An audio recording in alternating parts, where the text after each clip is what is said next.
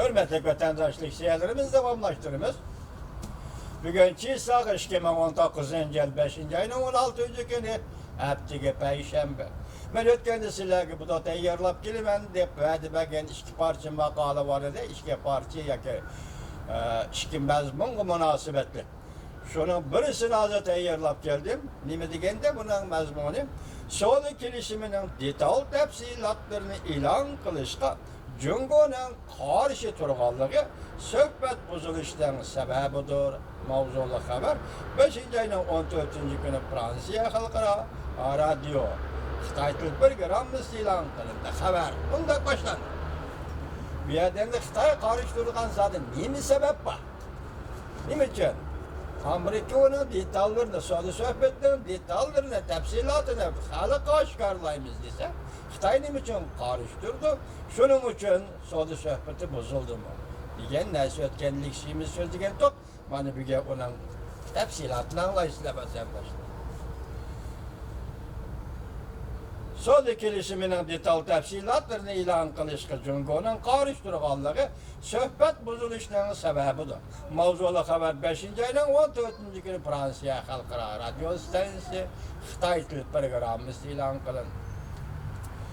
Jungo Amerika ishki davlati Washingtonda o'tkazilgan savdo suhbatidan burun ikki tarafdan tarqatilgan xabarlarni nazarga olganda ko'pchilik kishilar suhbat eng oxirgi bosqichga kirib keldi deb hisoblagan. Hatto ba'zi xabarlarda suhbat ikki davlat rahbarlari kelishimga imzo qo'ydigan vaqt yetib keldi deb ko'rsatilgan. Lekin tuyuqsizda bir qancha kun ichida ahvolda jiddiy o'zgarish sodir bo'ldi. Prezident Trump Jungo bergan va'dasidan yenib oldi deb Jungoni aybladi. Beijing bo'lsa Washingtonni tanqidlab, aslab tamoyibaga qo'ydi dedi. Miltiqni tanlab turib suhbat o'tkazishga o'xshatdi. Amerika Jungo suhbatini miltiqni tanlab turib suhbat o'tkazishga o'xshatdi. Ikki taraf go'yo o'zining yo'liga qarab mangmoqchi bo'ldi. Volko'chisi gazeti bir parcha xabarida Jungoning bu og'rinishlarini oshkorladi.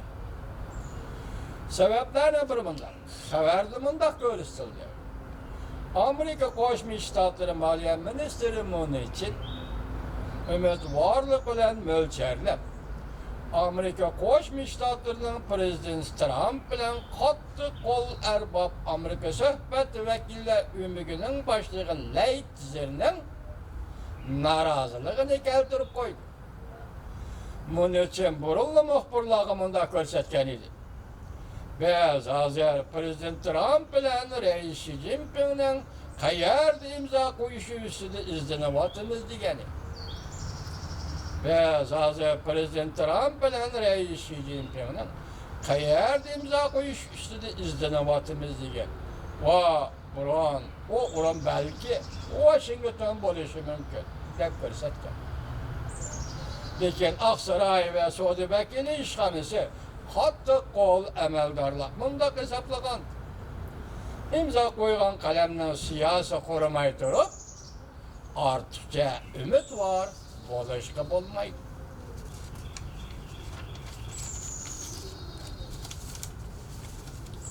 Xabarda Oqsaroy amaldorlarining so'zlaridan naql keltirilib, bunda ko'rsatildi.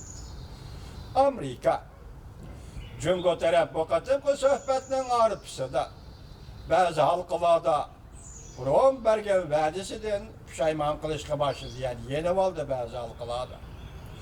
Bo'lib so'zi vakili Leitzer bunday hisobladi. Jungo imzo qo'yishdan burun ba'zi detallarda tafsilotlarda darvoza chekdi. Jungo imzo qo'yishdan burun tayyorlangan ba'zi detal va tafsilotlarda darvoza chekdi. Xabarda bunday ko'rsatildi. Jungo taraf ba'zi moddalarda o'z fikrida qoladiganligini Amerika tarafga aytdi. Jungo taraf aqliy millik huquqi texnik o'tinib berishga majburlash, moliyadan pul qo'shib berish jihatlarda qonun o'zgartishga va'da bermaydiganligi, Jungo taraf kelishimdan təfsilatlarını aşkarlaşqa, qarışdırdıqanlığını, kelişimdən qismən caylarını ilan qilishqa qoşuladiganligini bildirdi. Demek kelişimdeki bütün mazmunni aşkarlamayız. Sen qismən cayını ilan qilsan. Bu yerda junguliqlar qo'rqadigan nima bor vatandosh? Siz bilan bizga hozir ayon emas. Nimadan qo'rqadi junguliqlar? Shuning uchun bir suhbatda, chiroyli imzolanadigan bir suhbatdan buzib o'tdi junguliqlar. Endi ko'ryapsiz vaziyatni. Qanday tarafga qilyotgandir. Xabarda bunday ko'rsatildi. Jungo taraf bu ishlarning Jungoning inovatiga bağlanışlıq ekanligini Alash shahrida. Demak, Jungo Kompartiyasining inovatiga, Jungo degan bu davlatning inovatiga, uning ichki tashqi siyosatiga va uning hokimiyat beshida tura olishi va tura olmasligi kerak bo'lgan hayvilik huquqiga ta'sir ko'rsatadigan mazmunlar bor kelishimda. Shuni buni siz Amerika Qo'shma Shtatlari e'lon qilmaysiz degan gapda. Shuning uchun buzildimi suhbat? Amerika'nın Jungo'nun o'zgartish qo'shilganlariga ishonishi kerakligini, Jungo taraf qonunni o'zgartmay, moddalarni o'zgartish qo'shiladiganligini bildirdi. Kelishimda qonunni o'zgartmayman deb de qaytadan kelishim buzilgandan keyin deyli. Suhbat yeni bo'lgandan keyin deyli, qonunni o'zgartishlar. Hozir Amerika ta'kidlayotgan bir maydon qonunni o'zgartishlar. Sen bu qonunni o'zgartmayman desan, bu kelishim qanday kelishim bo'ldi?